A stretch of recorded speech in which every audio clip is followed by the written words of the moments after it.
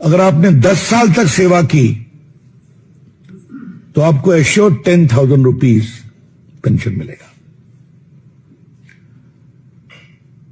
तो लास्ट पे ड्रॉन का 50% आपका एश्योर्ड पेंशन है, निश्चित पेंशन की राशि है। यह हुई पहली बात। दूसरी बात, समय के अनुसार महंगाई बढ़ती है। कोई नहीं। और हम तो माननीय निवेदन करूंगा कि भाई एक ही राज्य की महिलाओं को 10-10 हजार क्यों, पूरे देश की महिलाएं हैं, सब अपनी बहनें हैं, माता शक्तियां हैं, सबको मिले। सिर्फ वोट के नाते, वोट की कीमत, और पढ़ा लिखा अगर वोट की कीमत नहीं समझ पाएगा तो कौन समझेगा।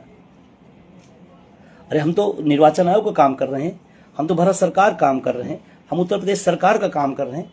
इसके लिए तो ब्रांड एम्बेसडर बनाए जाते हैं, उसको पैसे दिए जाते हैं, हम सब तो फ्री कर रहे हैं। अगले विषय पे आते हैं। फिर अगला, राष्ट्रीय कार्यकारिणी की बैठक हुई, उसमें तमाम सारे जो तय किए गए, उसके अनुसार एक तय और हुआ कि 25 अक्टूबर को पूरे देश के समस्त राजधानियों पर एक प्रेस कॉन्फ्रेंस किया जाएगा।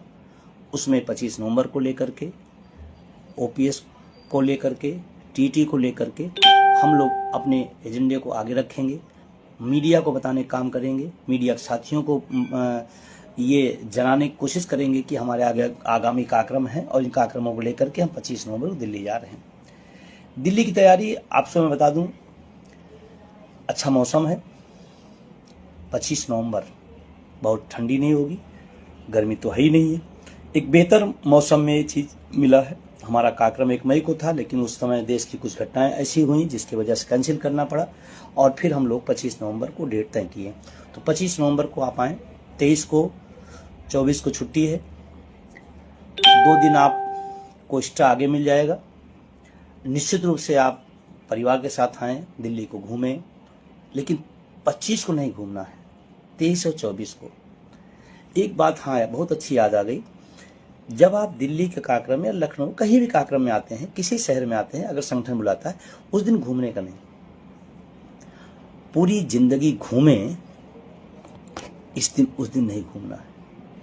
इसी व्यवस्था से लड़ा जा रहा है। और हमारे बहुत सारे साथी क्या करते हैं, आते हैं, झलक दिखाते हैं, फोटो खींचते हैं और निकल जाते हैं।